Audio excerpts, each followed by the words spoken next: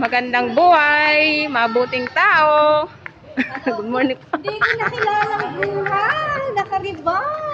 Siyempre ma'am, hindi lang isang atinan ko na ito, sunod-sunod na eh. Ako nga, hindi ko na maharap niyan. May 7 up kami, tatakbo lang. Kaya nga.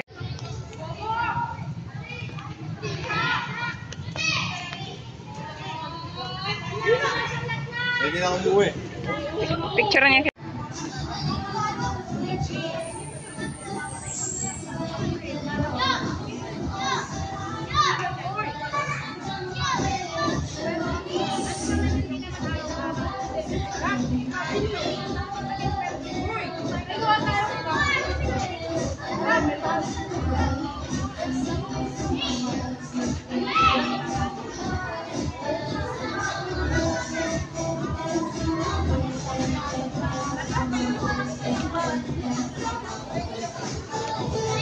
Lalaro naman ako.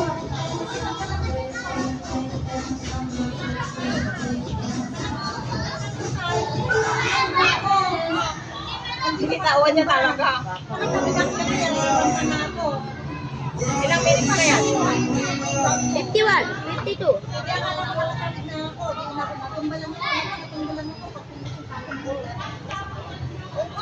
Wala na naman sa ayos yun. Ayos. Ilan na?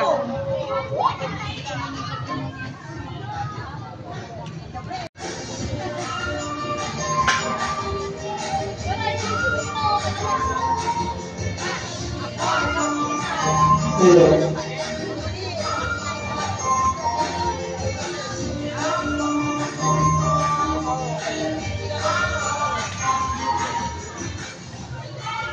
Good morning po, dear parents. We will start the program at exactly 8 o'clock in the morning. Thank you.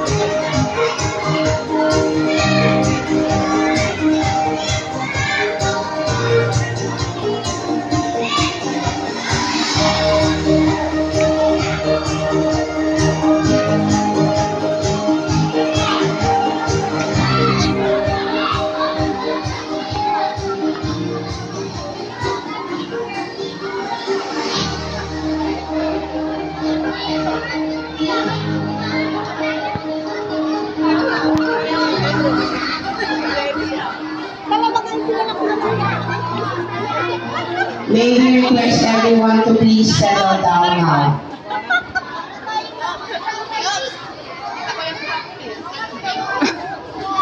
Straight lang yung buko, hindi na kita nakilala. Gusto manghingi ng asawa mo ah. Oo na nga, minsan-minsan lang paganda. Ano ba ka? I-release ko to eh. 1 minute 30 seconds.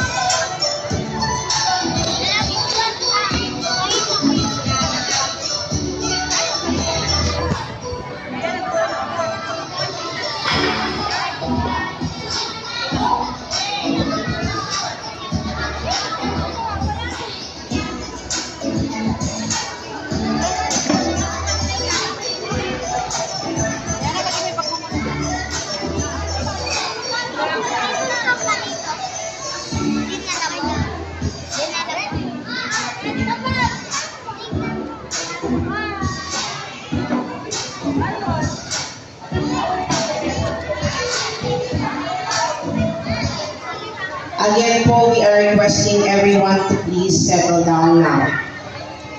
Wala, bakit tayo lang ay? Wala pa si ano. Picture mo ka, mami. Bago po mag-start ang program, ipinapakiusap din po namin sa lahat na kung maaari po ay pagtapusin muna po natin ang programa bago po tayo umuwi. Maraming salamat po. Kaunan tayo na natin rin na. Kasasabi ko lang, alam na nila. Basta may pero maalis pa rin tayo. To our district supervisor, Madam Angeline B. Rodriguez, our school principal, Madam Mary Hill C. Hoson, to my co-grade 1 teachers, parents, guests, and our dear grade 1 pupils. A warm, sunny, and blessed morning to all of you. The school, they say, is the second home of our children. It is a house where they learn so many things. Not just in the academics, but more importantly, it is where they develop their social skills, good habits, talents, and gain deeper understanding about themselves, thus creating an opportunity to know who they are, what they can do, and what they can become. Every end of the school year has become a special occasion because it is the time where our pupils reap the fruit of their hard work for 10 long months. And today, we are all gathered here once again to witness and celebrate our children's success. So to formally start our Recognition Day program, may I call in Madam Jacqueline F. Cabansag to please lead us the opening prayer to be followed immediately by the singing of the national anthem, Awit ng Paniki and Awit ng Region 3 to be conducted by Madam Elizabeth P. Nindao. Please all stand. Children, tayo lahat ay magsitayo. Tayo lahat. Tayo ay manalangin. Ama namin Diyos na pakita sa lahat, kami po ay lubos na nagpapasalamat sa umagang ito at kami po ay naririto upang ipagdiwang ang aming Recognition Day sa araw na ito. Dalangin ko po na ang mag-aaral sa unang baitang ay inyo pong patuloy na gabayan sa susunod na hakbang ng kanilang pag-aaral. Gayon din ang kanilang mga magulang ay patuloy na sumuporta sa kanilang mga anak upang makamit nila ang tagumpay. Pagpalain niyo po ang bawat isa sa araw na ito at maging maayos at matagumpay ang aming Recognition Day. Maraming salamat po Panginoon at ibabalik po namin ang pabulit po sa salamat sa pangalan ni Jesus. Amen.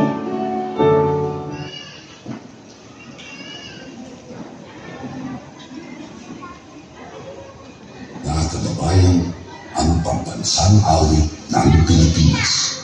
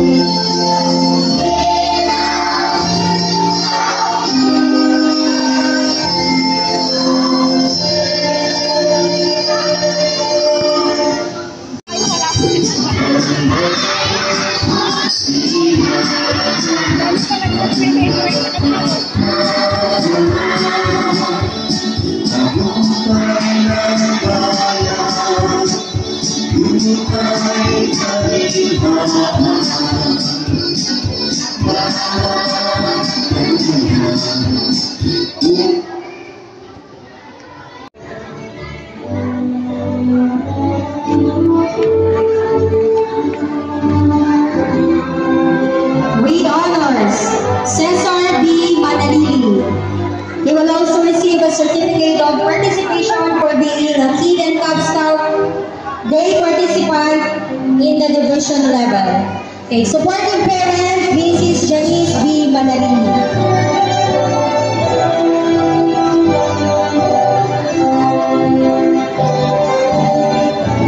With honors, Zir Luwan P. Manalo. Supportive parent, Mrs. Zir Louie P. Manalo.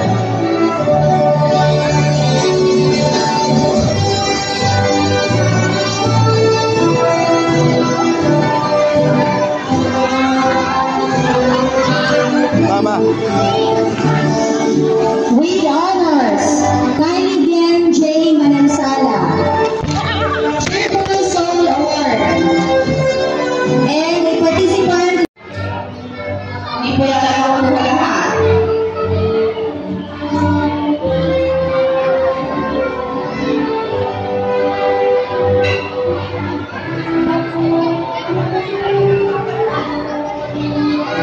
Thank you very much po, SSCS parents.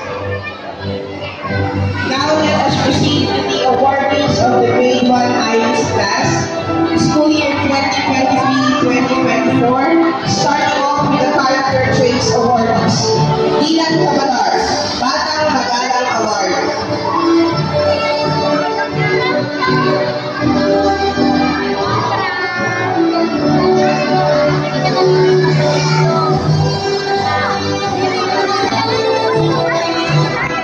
Mackenzie Ivor and Isguera, Grade 2 Award.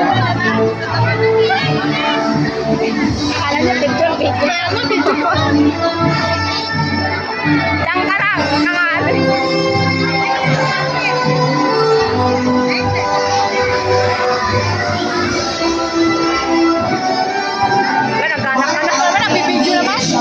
Good Sport Award. Kita kasi ang picture. Ano ka ba? Kano pala to? Picture na mamaya rin sila. Ito lang picture.